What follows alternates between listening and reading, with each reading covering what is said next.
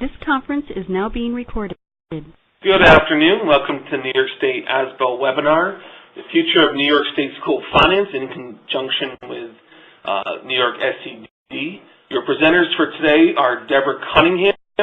She is the coordinator of the Office of Educational Management Services at the State Education Department, and Stephen Van Hoosen, who is the Director of Education Research here at New York ASBO. Steve isn't currently on the call. He will be getting on in the next couple minutes. Deborah is going to go ahead and start without Steve.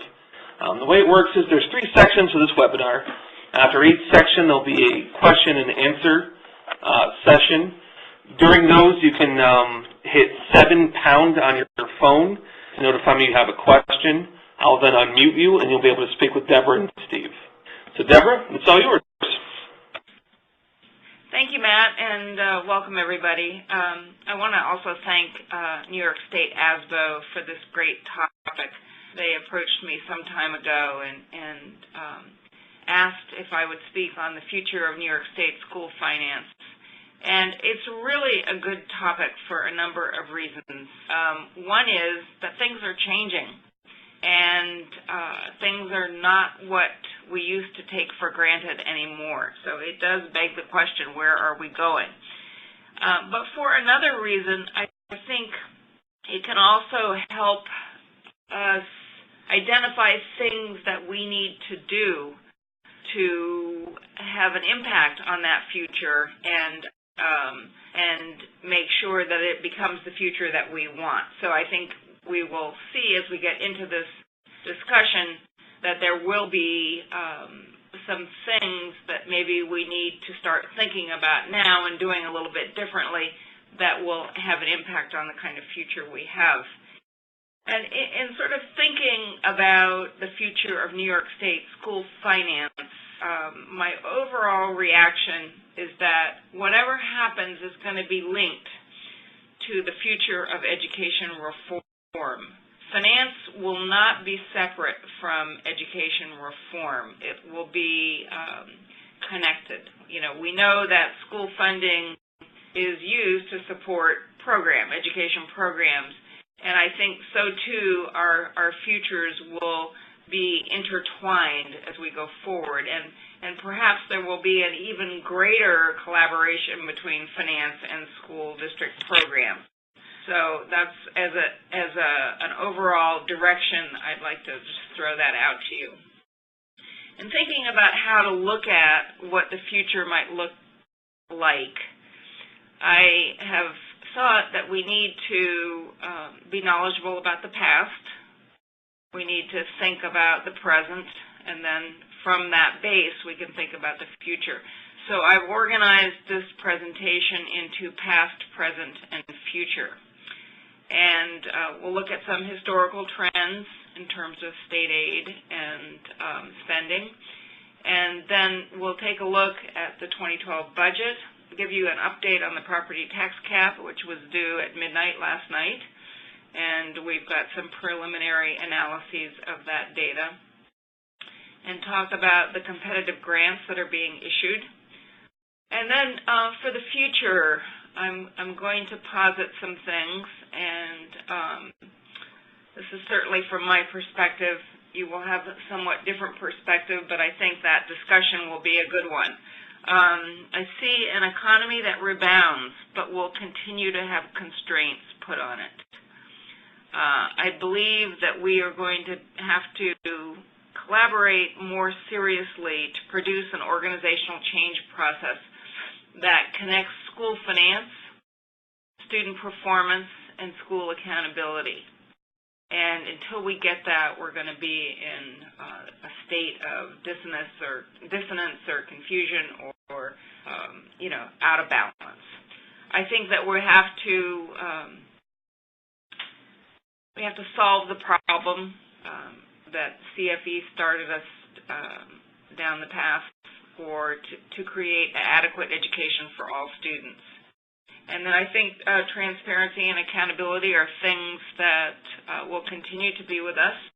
And I think especially the school business official who's been living so much of transparency and accountability over the years will have a lot of thoughts about how that should be in the future and whether we've got it right now or not, or if it were to change, how it should change. That's kind of an overview of the presentation. Looking at the past, this slide shows revenues from state sources as a percent of total expenditures. And I've got just a slice of the percent scale from 37 to 46%, 49%, I'm sorry, and for about a 20-year period. And you can see that state revenues were somewhat erratic in that period. And you can see in the recent years the dramatic decline that we're experiencing in state revenues. You can also see in the late 90s the tremendous growth and then the tremendous drop that occurred following that. But one thing that's interesting to note with this picture is that even though we currently are at a low point, we're not at the lowest point of this 20-year period. And in the early 90s, there was a period of fairly sustained lower state revenues than even now. So in thinking about the future, we know we could go back to something like that would continue to be some sustained low level of state revenues in support of education. Okay, this next slide looks at revenues from state sources again, compared with total expenditures per pupil. And this is for the entire state. So it shows the top line is the expenditures per enrolled pupil at a steady increase. There is, you can sort of see some trends here. There's about a 6 or 7 year period in the first part of the graph in the 90s where expenditures were pretty flat. And then greater growth in the middle, especially towards the period of the early 2000s, leading up to 2000. Then you see a leveling off in expenditures. So we do see school districts are pulling back in their expenditures to respond to the economy. In this view, looking at the state revenues, you can see that pretty dramatic reductions that are happening in recent years.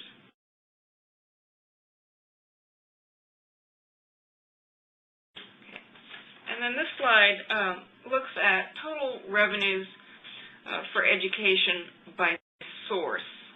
Federal is the top yellow line, state is the red line, and the blue line is local tax and other revenues.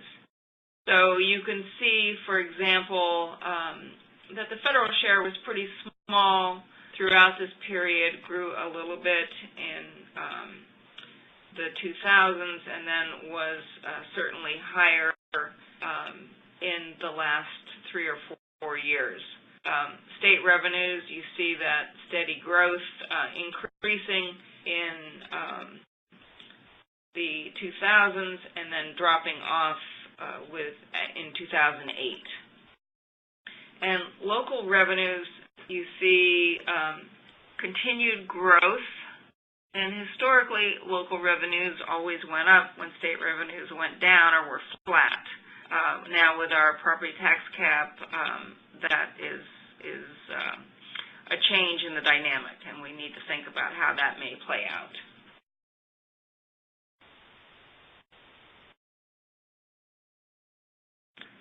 So this slide looks at the impact of 2 caps, a cap on state aid, which is now tied to the growth in personal income, and a cap on local revenues, which is limited by a property tax cap. And what this does is the dotted line on top is projected revenue given sort of the best case scenario for state aid and local revenues. And then the top line being the historical trend if we were to continue spending as we have in the past at about 6% a year. The bottom line is the best case scenario of what we actually can expect to have with the two caps that are in place. So what you can see is about a $17 billion gap by the fifth year between what school districts used to spend and what they now will be able to spend under the two caps that I mentioned. I would also note that we are in the 11-12 school year. We're just a year into this, and we're headed for the 12-13 school year. The gap is very small at this point, and yet still we are greatly feeling the pain, and school districts are very challenged by this revenue scenario. So it does make you realize that the trends from the previous slides may not occur. So I'm just going to stop here for a minute and see if there are any comments or questions about these trends in the past and how it looks as if that the two caps, the cap on state aid and the cap on local revenues, is going to dramatically alter the trajectory of spending and state revenues. So let me see if there are any questions at this time. If anyone has a question, please feel free to hit 7# on your phone. That'll notify me of a question, and then I'll unmute you and you can speak with Deborah. We'll give you a couple seconds. Go ahead and do that.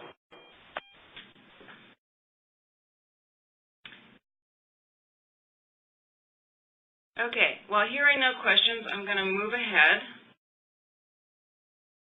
And now I want to get into the present.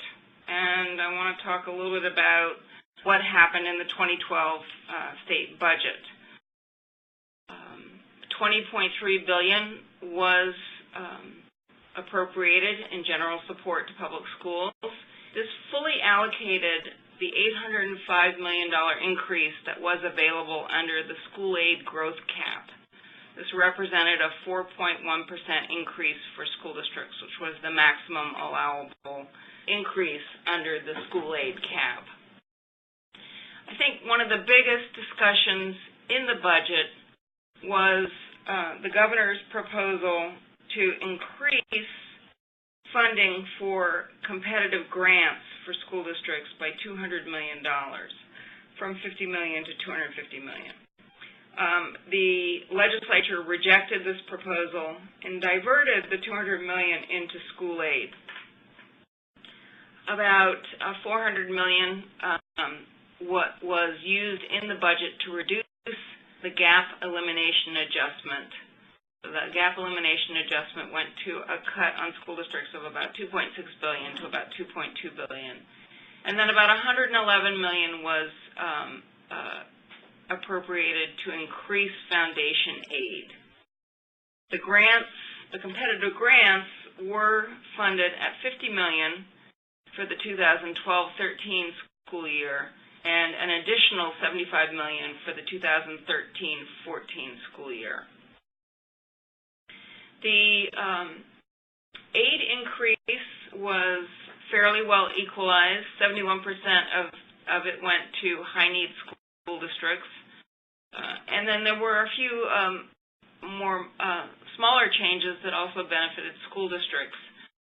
There were changes in the universal pre-K funding to use more current data and also to eliminate the state aid penalty for school districts that reduce their local support for universal pre-K programs. And then there also in the budget was a rejection of the executive proposal to shift costs of preschool special education increases to school districts. So all in all, I think given the difficult economy we've been in and the limits within the law, this was a fairly positive budget.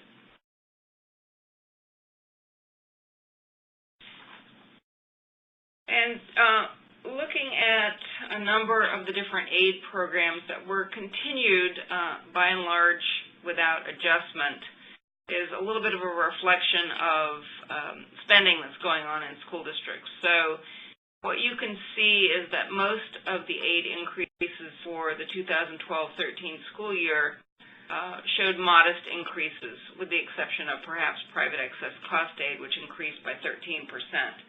But all of the others were under the level of inflation, including building aid, which has been increasing by about 10% a year. It's showing only a modest increase of 3.3%. And transportation aid increased by a little bit more than inflation, and I'm sure that reflects the increased costs for fuel. So the aid increases, what we're seeing is it's a reflection of modest spending increases on behalf of school districts and keeping costs down.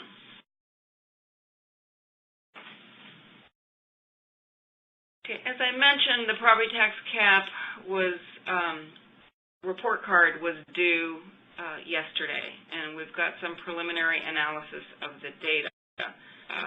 School districts were required to submit a property tax cap filing to the New York State Comptroller on March 1st, and 100% of districts that needed to do that did that.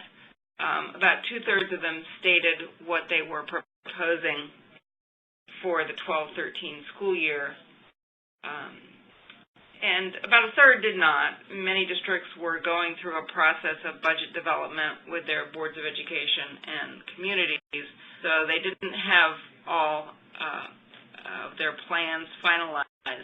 But as of yesterday, that was the deadline for the property tax report card, and at that point, the data that districts put into their property tax report card is final, and that it populates their 6-day budget notice and is what they're going to present to the voters. So this is a good reflection of what's going to happen in this year's budget vote. So the findings, and this was as of late yesterday, so there may be some tiny changes in this, but spending increased modestly by a little more than 1%. Enrollment continued to decline about a little bit less than 1%. Spending per pupil grew at about 2.4%. And the proposed tax levy with permissible exclusions increased by about 2.4%. This is the final actual levy proposed to the voters. And comparing that with 2011-12, 10 districts are proposing decreases in their proposed levy. 22 districts are proposing 0 increases. 191 districts are proposing between 0 and 2% increases in levy, and 87 districts are proposing exactly a 2% increase over their 11-12 levy. In total, 46% of the districts are proposing an actual tax levy increase of 2% or less over 11-12.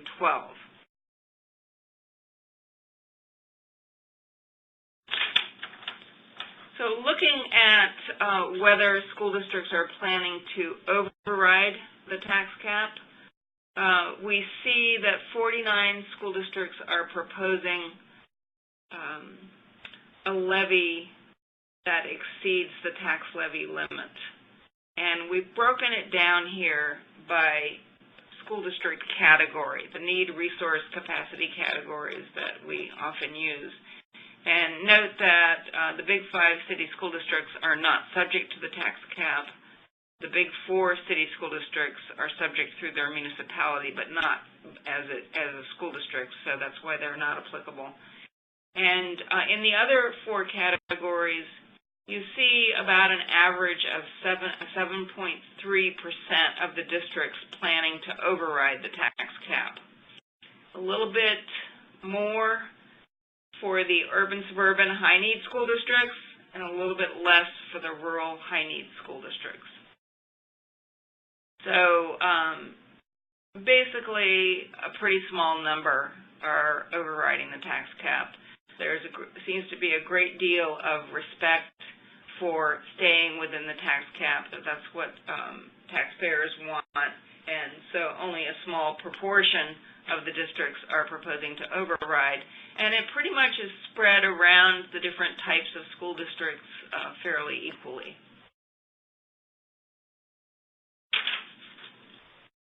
Okay, another change that we are implementing in the area of school finance is in the area of competitive grants.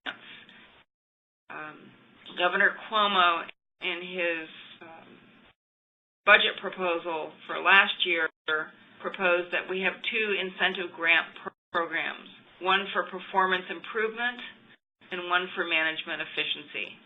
This signals a new approach to school funding,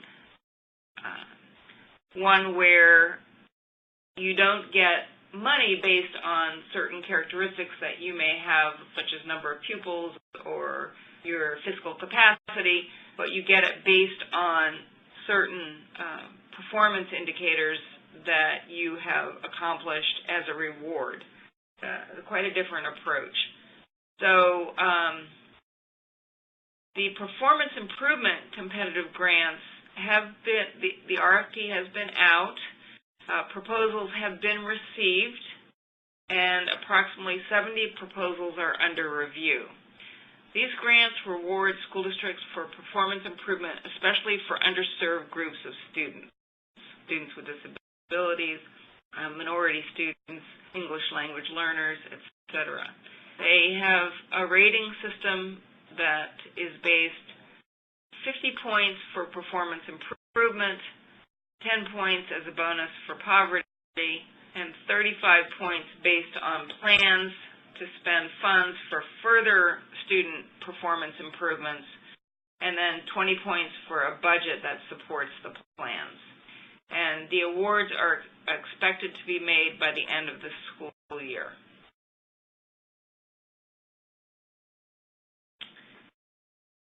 Management efficiency grants. These are grants that the stated purpose is to support investments in comprehensive and innovative strategies that lead to improved results for students, long-term gains in school and school system capacity, and increased productivity and effectiveness. These grants reward school districts for efficiencies in administration, pupil transportation, and non-personal service expenditures. An RFP was issued on April 6th. Applications are due on June 6th, and then awards will be announced in October of 2012. I've given you the link where you can go and get more information, including the actual RFP. And just to sum up the rating system, 40 points will be awarded for cost savings, 20 points for innovation, replicability, and maintenance of student achievement, and then 20 points for sustainability and stakeholder involvement, and 20 bonus points for school districts that completed their or finalized their plans for their annual professional performance review on a timely basis. So those are grants that are now available, and we hope school districts will ask questions, and we will be posting answers to questions shortly and then proceeding with the review process.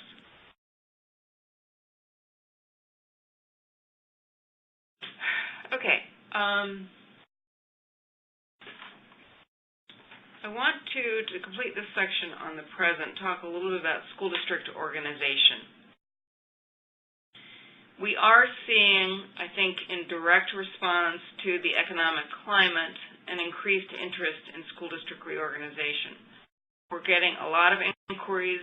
The Department of State is getting a lot of grant proposals to study reorganization, and we've had a few votes recently that didn't go forward for one reason or another. One district that didn't agree to going forward. But there is no question that there is increased interest in school district reorganization. It is a fairly slow process, one that's involving a lot of study. It has a referendum to assess public interest, a straw vote, and then it has a statutory referendum where each community decides whether or not they want to reorganize. So I think we will be seeing over the coming years more school district reorganization. School district reorganization results in some healthy fiscal incentives, 40% additional operating aid, which has been phased out over a 15-year period, and 30% additional building aid for school districts that build within 10 years of reorganizing. But it is clear to many people that school district reorganization has slowed in recent years. I think we've had 4 reorganizations in the last 12 years, and that it is a complicated process, and there are many things that can trip it up. So there has been a recent push to have additional options that can provide additional educational opportunity for students without actually reorganizing the school districts. So there have been several bills before the legislature for regional high schools, and the New York State Education Department has recently developed its proposal for regional secondary schools.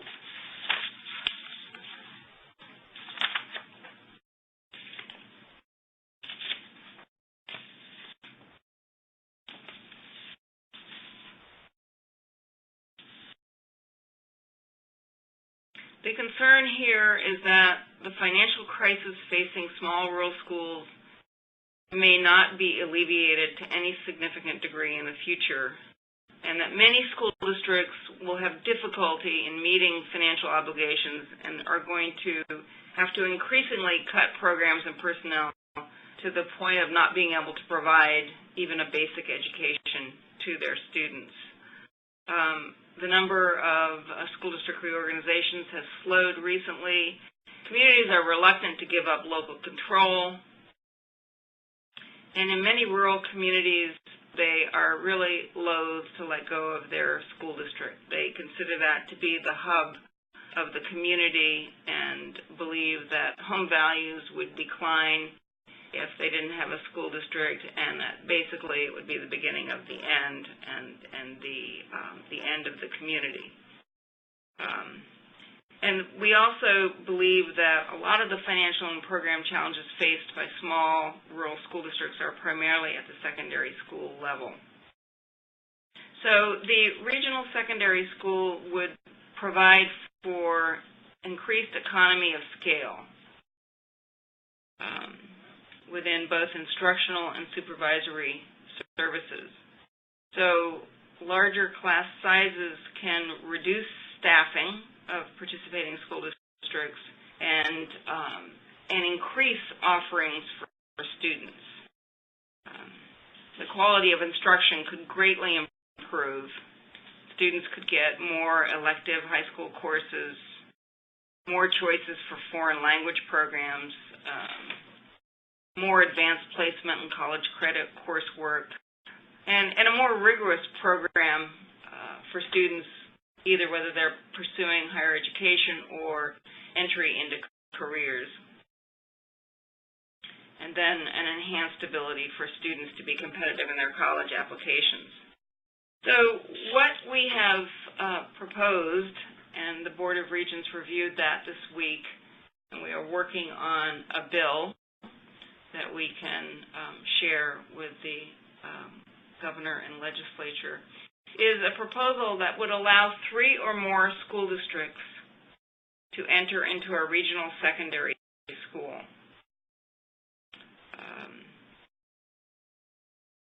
All school districts would be eligible to participate in this except the big 5 city school districts. And there is a possibility that we may involve the big 4, but I don't think we've kind of gone that far yet. But so it isn't just a rural model. It could be a suburban model or even a small city enlargement kind of model. We imagine 2 kinds of models. One where a host school district operates the regional secondary school, and the other where a BOCES operates the school. So some of the features of this regional school would include that the regional secondary school would be accountable for the results of the students, and they would award diplomas to the students who graduate from the regional secondary school. So the accountability would lie within the regional secondary school. The sending school districts could participate.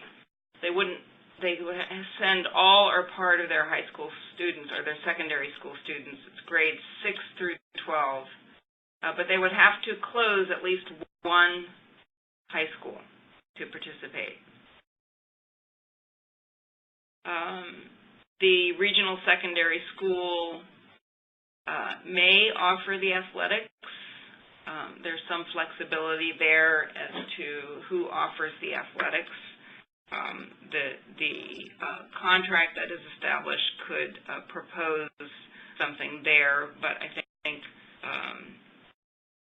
we would encourage the regional secondary school to offer the athletics. And the boards of the participating school districts must approve a resolution for participation in the regional secondary school, and then present that resolution as a referendum for voter approval in each school district. So this is not quite the same thing as a reorganization vote, but it is a vote. It's more like a tuitioning vote. And they would be voting to send at least their 9 to 12 secondary students to the regional secondary school. And then they could add grades 6, 7, and 8 as they chose. Upon agreement of all of the participating school districts, the districts are to then prepare a contract and plan for approval by the commissioner. The legislation specifies that employees that may be displaced from the sending school districts will have rights to positions in the regional secondary school. And the legislation asks the regional secondary school to use existing facilities where possible. And then sending school districts will provide pupil transportation to the regional secondary school, but they also could participate in cooperative arrangements with other districts for pupil transportation. Okay, so and then the plan that would be prepared by the school districts that are participating in the regional secondary school will demonstrate, first of all, how the regional secondary school will provide increased educational opportunities to prepare students for college and career readiness and improve performance. It'll also specify cost, staffing, current and future enrollments, current and future capital construction plans, the delivery of special education programs, and procedures for the discipline of students. The contract would be for a minimum of 5 years and may be renewed. And it will specify the fiscal implications of the regional secondary school, including expected state aid and expected changes in expenditures and property tax levies. And then the plan also requires a detailed list of cost savings for each participating school district. And then finally, the Regional Secondary School Advisory Committee will have an advisory committee with representatives from each participating school district in BOCES to oversee the regional secondary school. Okay, so in terms of the funding of these, I want to just comment, and then that will be the end of this conversation on the funding that we're proposing. When a school district sends a student to a regional secondary school, they will enter into a contract and pay the regional secondary school a tuition amount. And then the sending school district would receive aid based on the sending school district's characteristics. Currently, how it works in tuitioning is when a sending school district sends their students to a wealthier school district, they get aided at the providing school district aid ratio. And so they may lose aid, or they will lose aid if they are poorer than the providing district, and this seeks to correct that problem. In addition, it would provide for an incentive, an additional 10% of reorganization incentive aid, and an additional 5% incentive if certain performance improvement targets measures as specified by the commissioner are met. So you get a 10% basic grant as an incentive to participate, and all the participating districts receive that grant. And then if you meet certain measures of student growth, you would get an additional 5%. So think about it, you get 40% additional incentive aid if you reorganize, and if you have a regional secondary school, you could get up to 15% additional incentive aid. So I think that the regional secondary school is intended to be a solution that doesn't involve the merger of the school districts and provides some reasonable amount of support and corrects the issue of the need to aid the school districts at their own characteristics and not at the providing district's characteristics. So those spent a little bit of time talking about the regional secondary schools because this is something new. There's a great deal of legislative interest. We're hearing school districts around the state, from the North Country to Central to Western New York, are coming to us and the Capital District talking about their interest in regional secondary schools. And so we wanted to have a proposal that was solid. And we will be hoping to see this introduced as a bill in the coming months, and the potential of having some legislative action this year. Okay, so now that kind of finishes the category that I'm calling the present. So I would just take just a minute to break and see if anyone has any comments on either, what we've been through in the past, how it's changing, what kind of activities are going on now, and any comments or questions on that. If you'd like to speak with Deborah, please hit 7# on your phone. We'll give you a couple seconds to do that.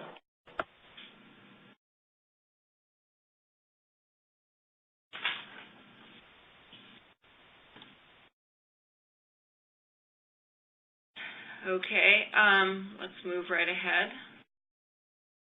I want to talk about the future. And the first thing is, and of course, it's great to speculate. I guess one of the things that we always joke about is how the more things change, the more they stay the same, and that you could take, a Regents aid proposal from 1954 and present it in 2014, that kind of thing. And that is certainly possible. But we also know that different things do change, and sometimes they change significantly. So I think we're going to see an economy that rebounds. I think we've been in a slump. It has had a pretty dramatic impact on us. I think you're going to see that improve and get better, but not to the extent that it was before. And I think that when it comes to school aid, we're going to see constraints going forward. We have a tax cap, we have a cap on school aid. Those are both regulators. They help the state or the taxpayers stay within limits. It's a little bit more protection. So I could see that gap elimination adjustment being adjusted some more and perhaps reduced, but I don't really see it going away. I see that as being a tool that the state will want in case spending comes in at unsustainable levels. They have a mechanism to reduce their appropriations to stay within available revenues. So I would see that continuing. I also think the property tax cap is viewed as helping the average taxpayer, and so that would continue. I could see that also being adjusted a little bit as we go into the future, but not eliminated. The law right now says that it will be it will end in 2016-17 unless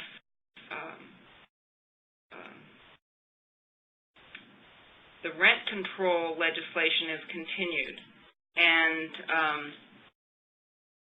the rent control legislation keeps housing affordable in the city, and the property tax cap helps keep land ownership affordable in the rest of the state. So I see those continuing. What I think is the problem is the disparate effect on different districts. Some districts are going to struggle a lot more and have more trouble with these constraints than others, and that's where I see perhaps the adjustments going. So if you are a high-need school district that has a little bit more difficulty with your public getting a supermajority approval, maybe there needs to be some adjustment there. Or maybe there are some cost drivers that school districts do not control that need to be dealt with in a more assertive way, such as health insurance for retiree costs.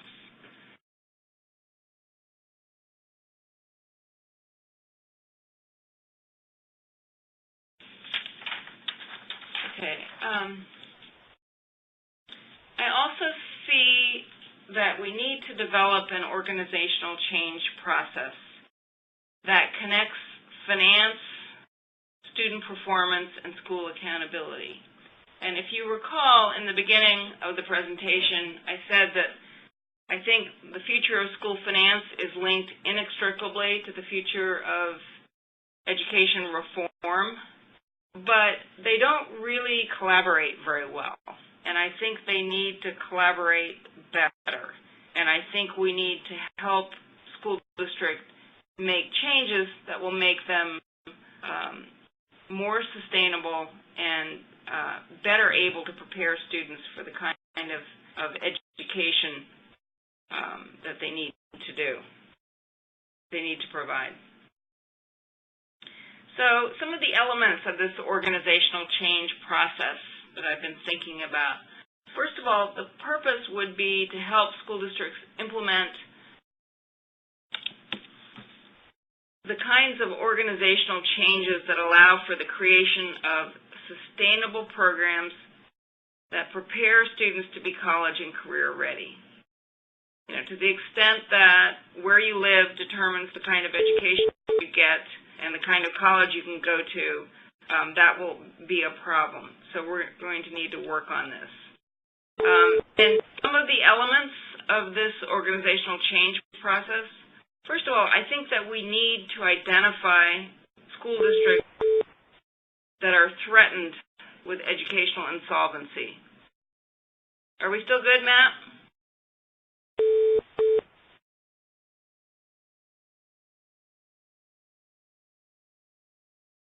Okay, I'm just checking to make sure that we're okay.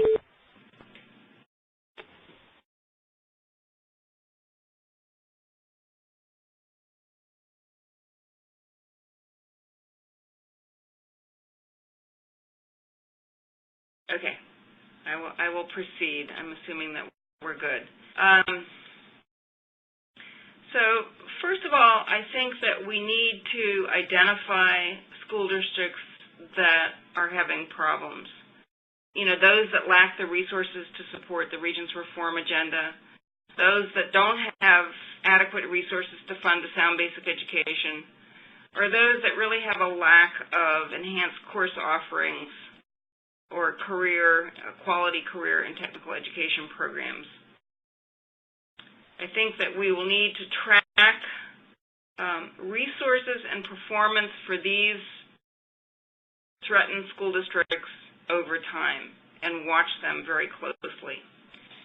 And then I think we need to develop a strategic process of reallocating resources to support college and career readiness. And I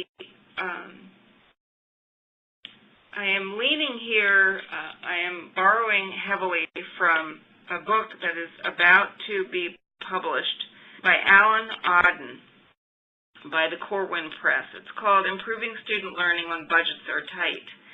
And I recommend that you look for that. And I think that those of you that want to start getting involved in this collaboration between school finance and school improvement can start thinking about this seriously.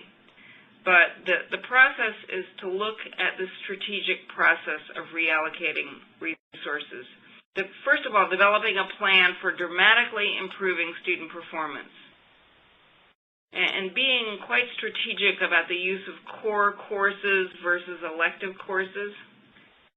You know, implementing data-driven instruction and adjusting instruction on the basis of student achievement results, formative assessments. Fostering teacher collaboration,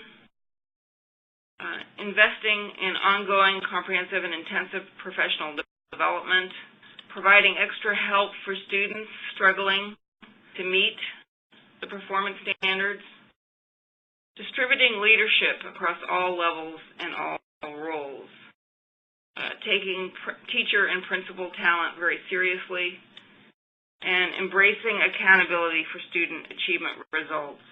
To the extent that you develop a plan of action that has those elements in it, that is what you're trying to fund.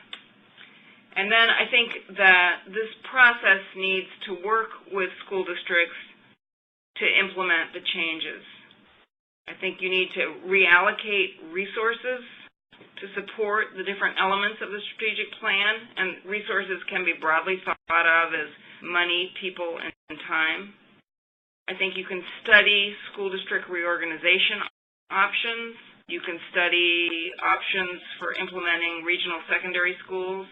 You can implement shared services.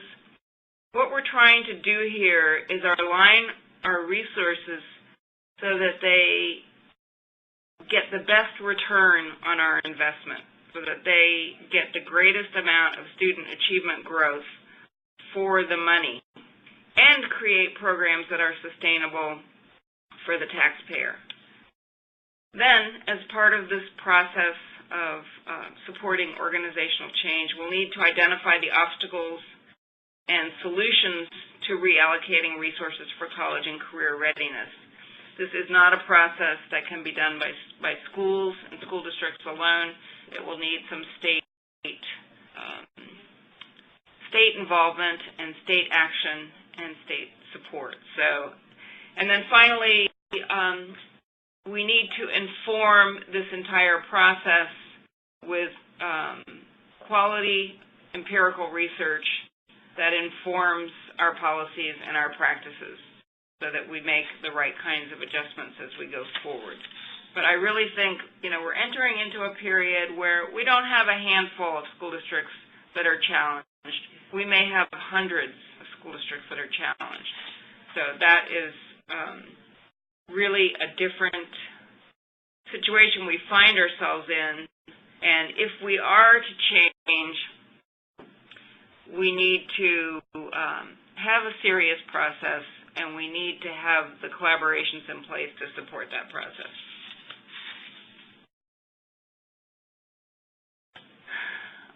Part of the future, I believe, will be to provide an adequate education for all students. We had the Campaign for Fiscal Equity case. The courts acted in 2007. Their actions have been largely undone by the economic climate that has followed that period, but it still is a problem, and it's a problem for the state. We have another lawsuit on the books right now, very similar to the Campaign for Fiscal Equity for the small city school districts. The plaintiffs for the New York City case are considering doing another court case. We will not be in balance here until we solve this problem, and I think that we do have to solve the problem of providing an adequate education for all and ensuring that all school districts have access to the education that they are entitled to under the state constitution and that they need to be competitive in the global economy. So I think that will be part of our future. Okay. And then finally, I think that transparency and accountability will be part of that future. We have a great deal of transparency and accountability now, but is it the best possible arrangement? I don't think this is going away. We will have it more and more, but how should that be formatted? And I'd like to raise some questions about that. First of all, I think that, as I've mentioned, accountability should mix finance and school improvement together. It can't be one without the other. It just doesn't work. And I think that school business officials have lived transparency. They have the school bus tire tracks all over their chests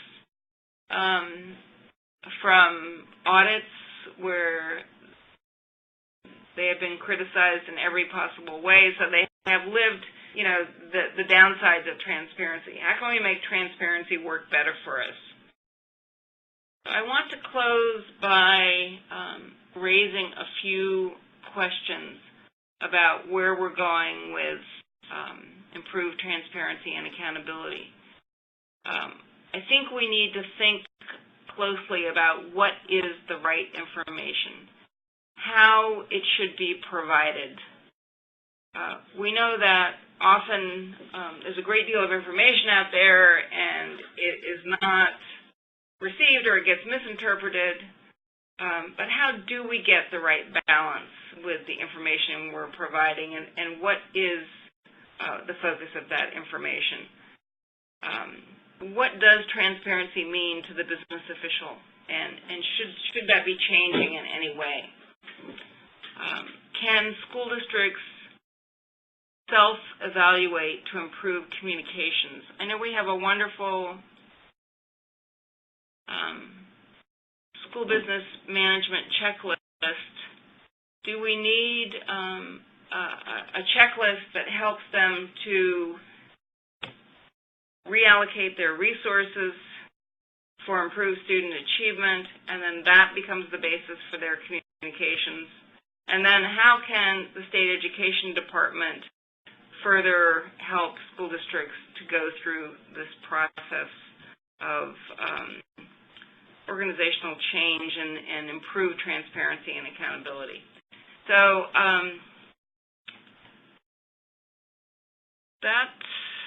completes the slides that I have for you. I just would open it up for any comments or questions about any I've said. Does any of it ring true? What are some of the problems that you think, especially in the area of transparency and accountability? I know that the business officials want to do the right thing, but I think that we may have to, the business officials, together with perhaps some of us in the department and others, maybe with ASBO's help, will need to sort of think through some of this a little better and develop a better system of transparency and accountability, and perhaps involve the comptroller's office and others. So I'll just open that up, and if anyone has any comments, I'd be happy to hear them, or questions. Okay, great. If anyone has a question, comment for Deborah, please hit 7# on your phone. Stephen Van Hoosen from our office is going to be in the call soon, having a little issue getting him registered and on the call. So he'll be on momentarily, but for now, any questions or comments for Deborah, please hit 7#, and then I'll put you right through. Thank you.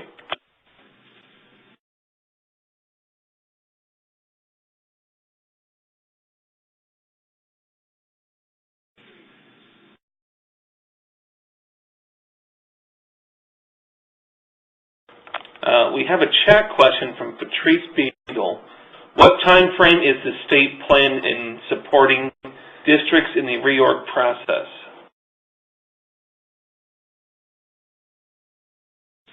Well, that's a very good question, and this is at the thought stage. I'm thinking about this. We have been doing this to some extent all along. We do help school districts when they want to reorganize. We will help them if they want to do the regional secondary school. But we haven't identified this list of large school districts that are having trouble delivering the programs that students need to be competitive. And that's something I know our Regent State Aid Subcommittee is interested in. I don't have a time frame on that at this time. It's something I'm talking about to see if there is interest and if it is something that we should pursue. So I would like your comments as to whether you think it would be valuable and whether you think that business officials could be important partners in this process. Okay, we have a voice question or comment from Michael Borges. Go ahead. Yeah, I think Deborah, I think we're going to be very interested in being part of the process. But I'm also interested in finding out what other states have done to address the same sorts of problems that are confronting us in New York State. I mean, other states, I'm sure, are going through the same sort of financial crunch that we are. And it'd be interesting to see if there's any kind of studies, reports out there that shows what kind of innovative ways that they've addressed the same problem. Well, I think that the Race to the Top grants have spurred a lot of activity all around the country. And so I think that a lot of states are really developing their ability to provide the Common Core. They're improving their assessments. They are implementing data-driven instruction. They're improving teacher and principal evaluation to support the learning process. So you see that all around the country, but you don't see what I'm talking about mixing school improvement with resource allocation as much. We're starting to see that a little bit in some of the research. Marguerite Rosa, Karen Hawley-Miles, and Alan Auden, who I mentioned, are starting to talk about school districts reallocating resources so that they can get more results out of spending less. And I know Alan Auden has done some things in Wisconsin and Vermont, and those probably bear looking at a little bit closer. So it's beginning, but it's really in its infancy, and I think a lot of states have not done much in this area. But your point is well taken. I think we should dig a little bit closer, especially in those areas where the researchers are working, and get more information about that. And I'm probably in a good position to get that information. Yes, so you are. I could certainly make that available to people, and I'd be happy to do that. Thank you. Yes. All right. Thank you for the question. Hi, Deborah. This is Steve. If this is a great time to ask Deborah a question or make a comment, please hit 7# on your phone if you'd like to do so. We have no one in the queue, so we're going to give you a couple seconds here to go ahead and type in that command. Hi, Deborah. Steve Van Hoosen. How are you? I'm good. Okay. I apologize for my communication issues here, and I wasn't able to catch most of the presentation here. We talked at some length yesterday about some of the issues related to the transparency process and trying to merge really the kind of the educational program side with finance to bring those two things together. Had any questions that come up regarding what transparency means related to that yet so far? Well, I raised a number of questions, and Matt, if you could take us back to the slide before, you can see some of those, and maybe you would comment on those questions too. I know this is a very difficult area, and I tried to portray the complexity of it, but I think if you would comment on it, that would be very helpful. Yeah, I think that the transparency issue is somewhat difficult right now for school districts on the business office side, on the finance side. There are rules in place. There are processes that the districts follow to provide at least what's required. The property tax report card, the budget notice, things that are required to be posted on the website, the budget hearings, the budget meetings, all those things that have to be provided. And yet, still there are criticisms of schools, within the public sector for not providing enough information or providing the right information so that voters are informed. This came up recently in an audit at Monroe-Woodbury School District. It'll probably show up in more the sense that despite that the district followed all these transparency issues, that they were still criticized for not sharing enough information, particularly their financial statements, on their website. And in a way, I think that the frustration lies is that even if they share their financial statements with the public through their website, it wasn't going to be providing the right information to inform the voters. And what I think is going to have to happen in school districts, and this is one of the points that we were talking about, is the context when you provide the financial information and connect it to program. So, here is actually what it means if you're looking at state aid down the road, you're doing your long-range planning. What are the best estimates for what this is going to mean to the school district program and efforts that districts have already made with regard to efficiencies and those kind of things, and being able to match those up so that communities can understand where, what a district has done, what they're doing, and what these numbers actually mean.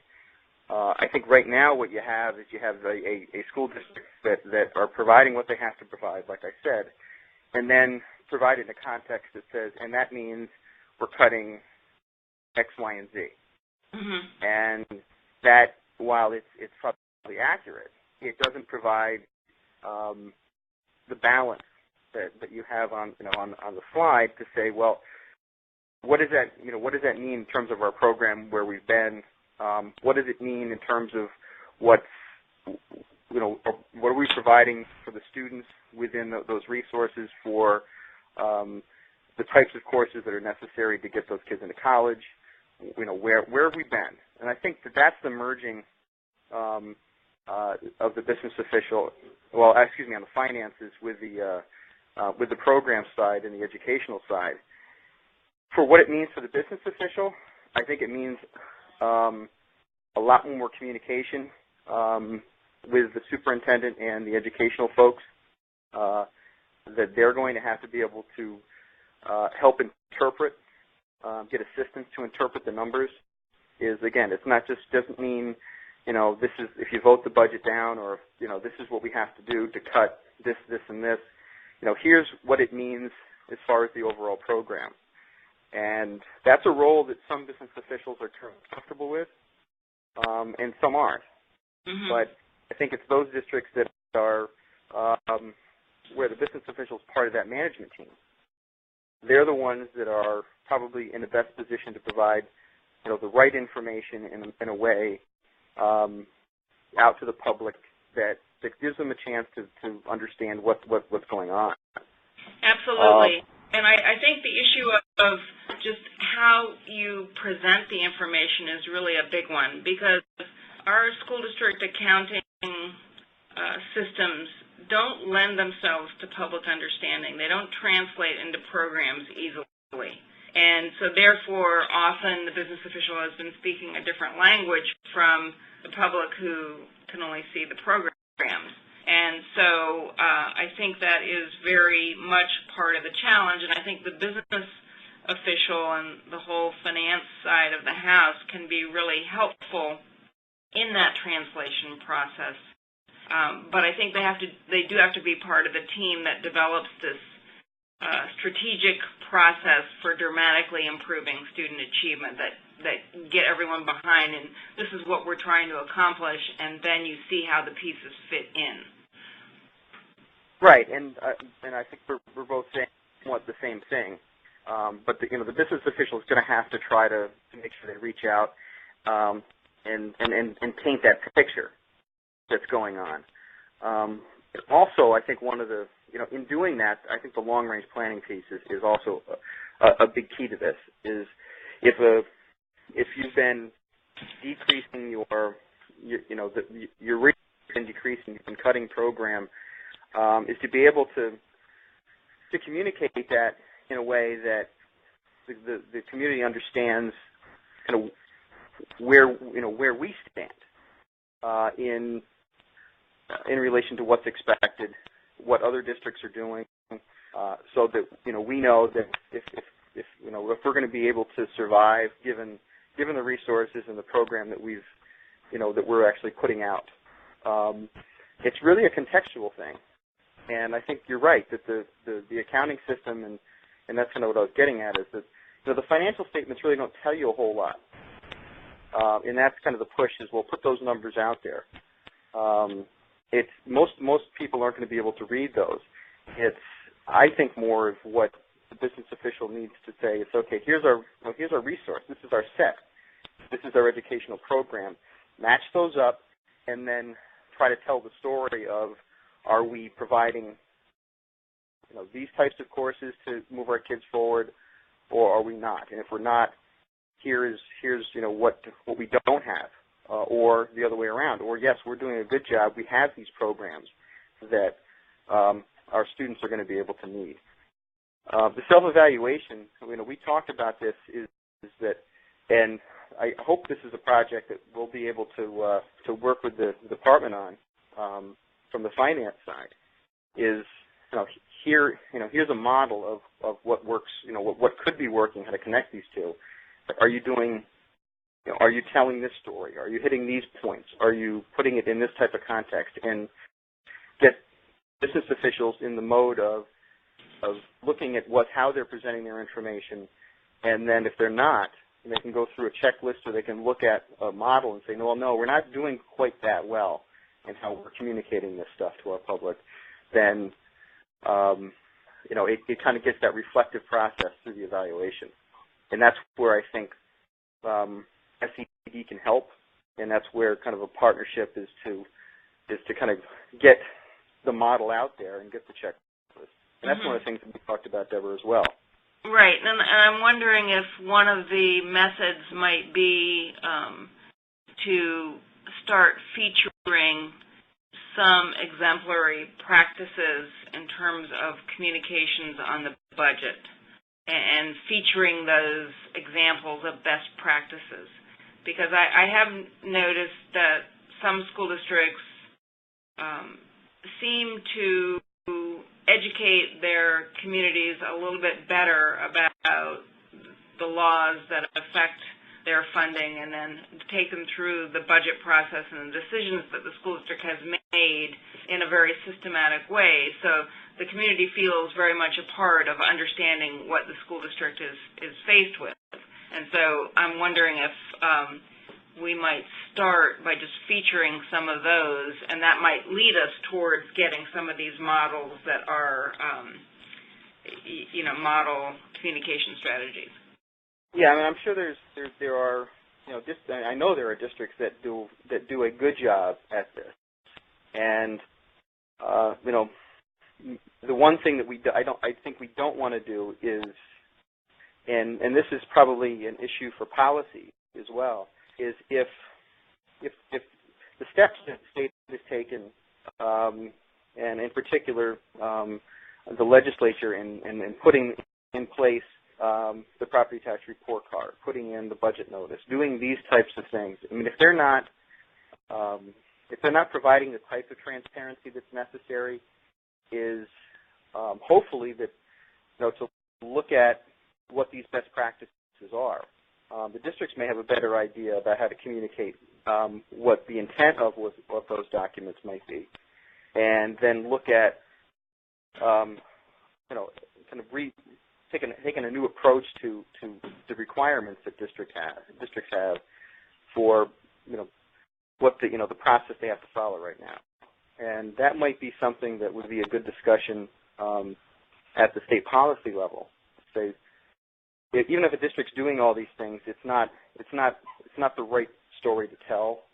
And here is probably better policy. I don't think any business official is going to say that we need more to do, but let's make sure if we can use best practices, let's do it right at certain points in time along the budget process, rather than reporting information that gets stuck to the refrigerator and nobody's really looking at because there's no context to it. There's nothing else other than a sheet full of numbers.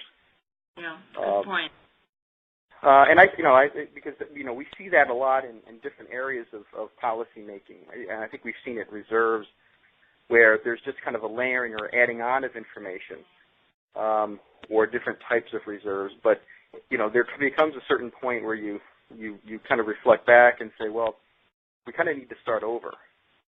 And this might be the area of transparency in these models for best practices, that if we can not only share them, but learn something for policy going forward, is I think something that the state can do, that we can partner with the education department to say, okay, yes, if we can decide that this connects the program and the education side to the finances, this is really the information that you're providing to your public, and kind of simplify, streamline, and kind of almost in a sense kind of reinvent ourselves in terms of what transparency means and what we have to be providing.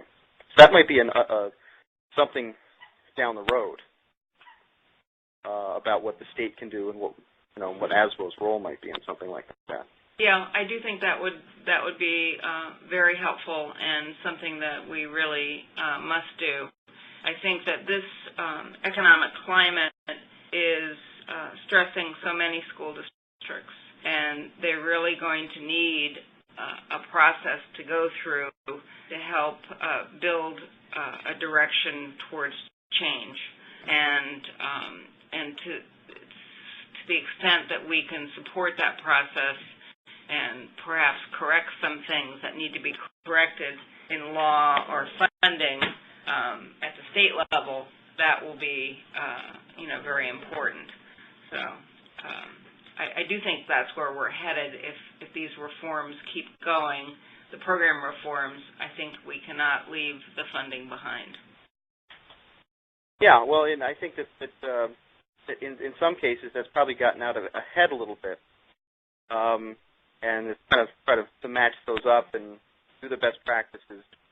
Here's the communication, here's the transparency, and they kind of work in lockstep going forward. Matt, does anybody have any questions they need to ask? We have no one in the question queue. We do have another 15 minutes left in our scheduled hour and a half. So if anyone does have a question for Steve or Deborah or both, or a comment to make, please hit the number 7, then the pound key on your phone. That'll notify me that you have a question, and I'll put you right through. Well, I think one comment I'd like to make is that I think we spend a lot of money in our school districts, and some of them promote improvements in student achievement. Some are just cost pressures to spend more, but really don't have any impact on student achievement. But we do them because of all the pressures to do them, and maybe the laws even encourage us in those areas. So I think to the extent that we are trying to implement reforms that improve student achievement, and we're directing all our money in areas that don't support that, we're really defeating ourselves. So that's why I think we need to go through a process of strategic planning and resource reallocation and involve our communities with that, in that process, to make important changes that put our funding in alignment with the direction we're headed. And this economy is forcing us in that direction, and it may be an opportunity. These may be things that we would never come to if we had more money. We just keep spending more, and it really wouldn't matter if it wasn't all focused. So I think that these will promote some organizational changes that would never happen otherwise. And I think that's an excellent point. And one of the questions that I would have for you, Deborah, is, again, this goes to the frustration I think that the business officials have, and the comments that they've made, which I think are not. I think they're legitimate, and it expresses frustration. And that is, kind of just tell us what we have to do, and we'll do it. Kind of responses to whether it's an issue of transparency or it's an issue of what type of program that a school district should be offering. You talked about just a second ago the economic climate, and even if we do have an economic recovery and a rebound, I don't think that we're probably looking at least any time in the near future of record-breaking aid increases. I think we're starting to see, when things are okay at the state level, kind of incremental type of approaches. So what I'm trying to get at is that we have concern that even if we have a certain level of resources that aren't going to balloon up so we can provide everything to everybody, that districts want to know, here's what we have to provide. Here's what, again, this whole model approach. But here's what the expectation is as part of curriculum and school districts, and this is something that we really need to be, all our schools need to be providing, in a real kind of straightforward way, so that you can do kind of that evaluation or that self-evaluation by the districts on that program side as well, and do the linkages there. And that would be something that I know that business officials and the people on the finance side would be saying, I understand the politics that we're dealing with, but if we just knew what the expectations were as far as what our program should look like, and what our expectations are, it would help us to link those things up. Is that something that?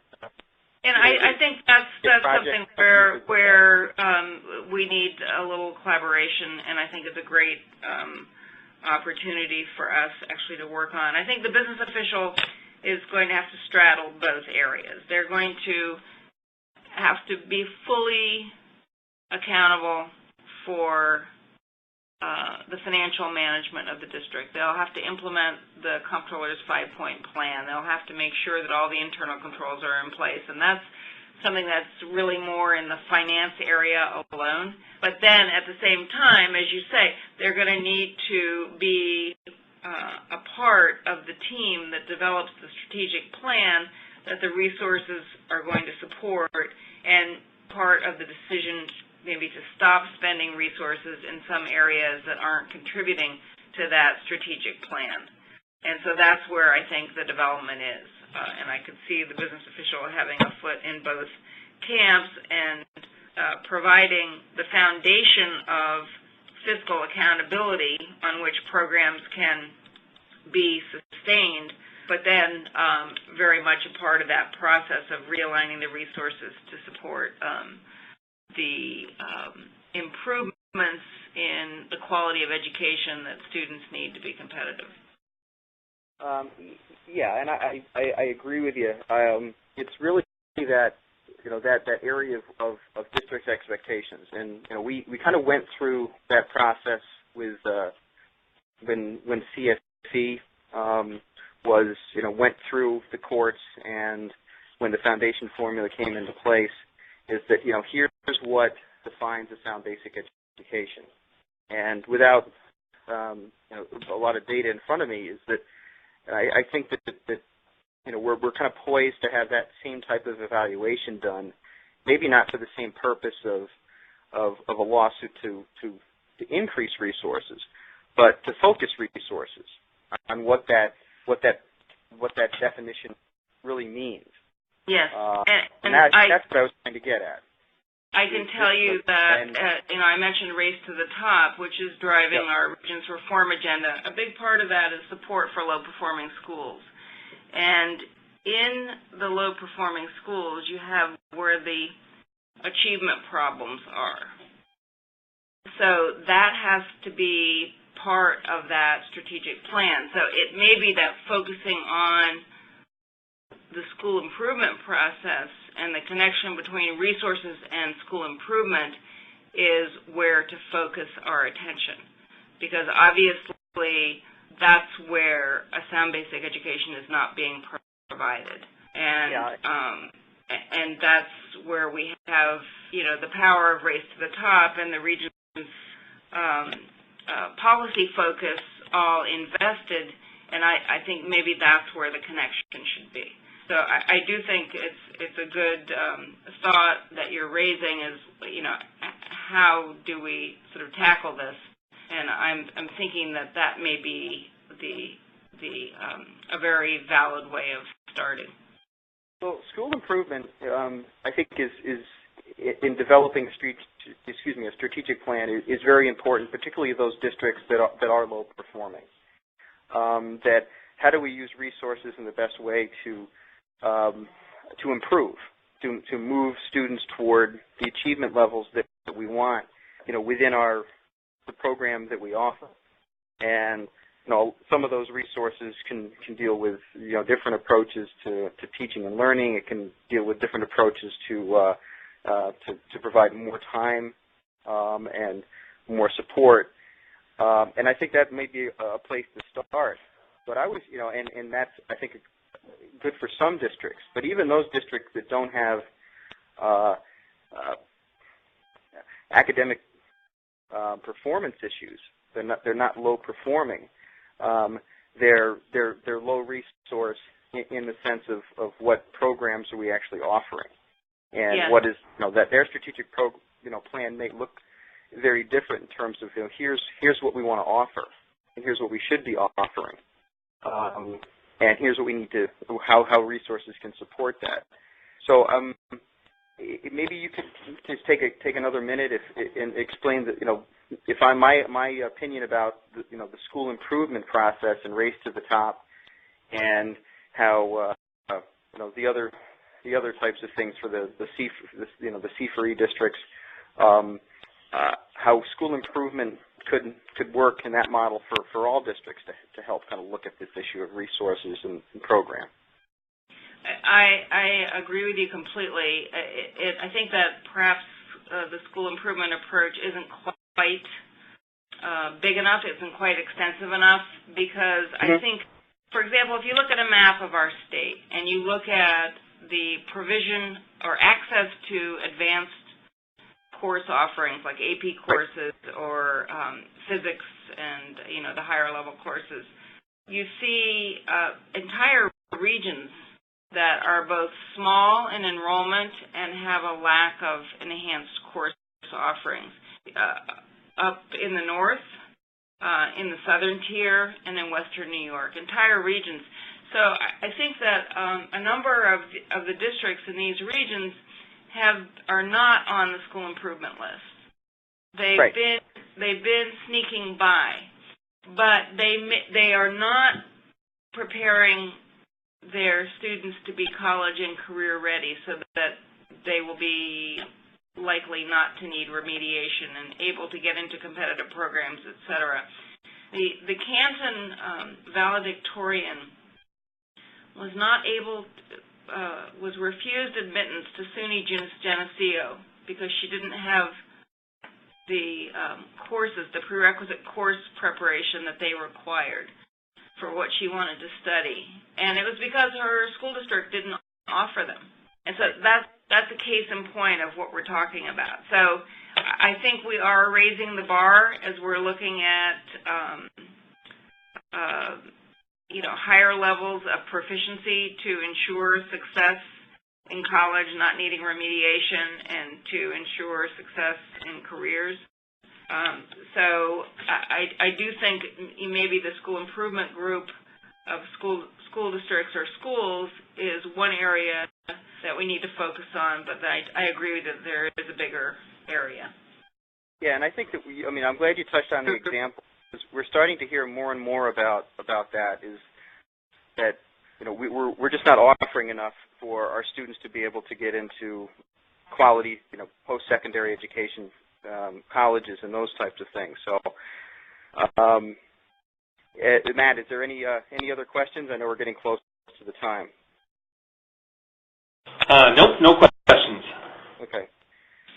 But I think we have something to learn from the school improvement side, maybe in developing that. But I think that's yes, I do, and I agree with you. It is a broader conversation than that, and we got to keep our eye on the ball, which is college and career readiness, which may mean that all of our school districts need to educate students to a higher level than they have been. So what's been acceptable before may not be acceptable for the future.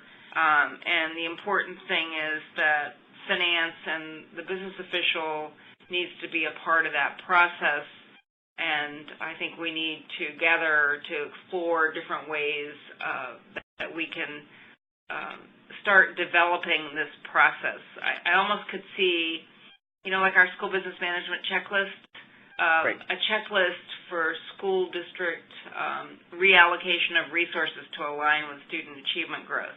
And I think that would be a lot of fun to develop and then to work with school districts and see how it worked and did it help and where were some of the pressures and the obstacles.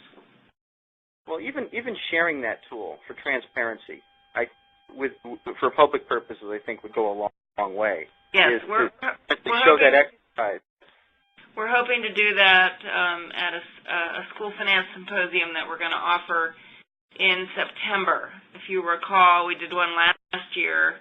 We got about 12 members of the Board of Regents to attend, and they're asking for it again.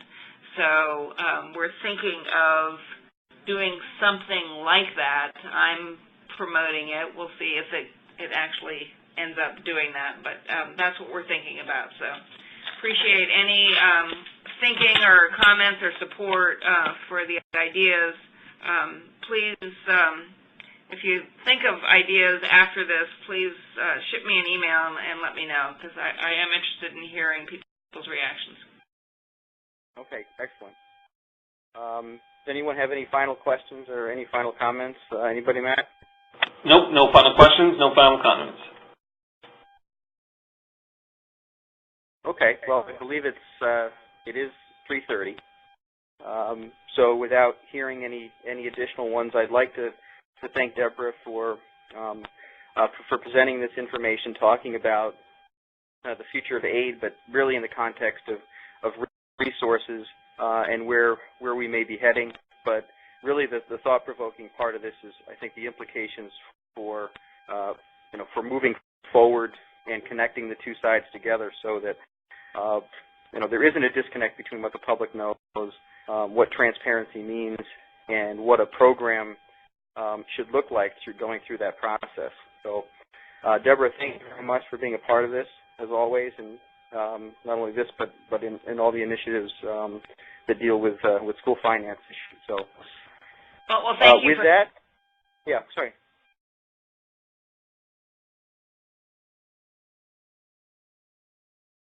Deborah? I was just saying thank you for having me. Okay, terrific. Okay, well, thank you all for your persistence on the webinar this afternoon, and we wish you well. If you do have any ideas about things that we've talked about, please share them, because this is going to be a continuing discussion going forward about resources and applying those resources. So thank you very much, and we look forward to other opportunities down the road. Thank you. Bye-bye.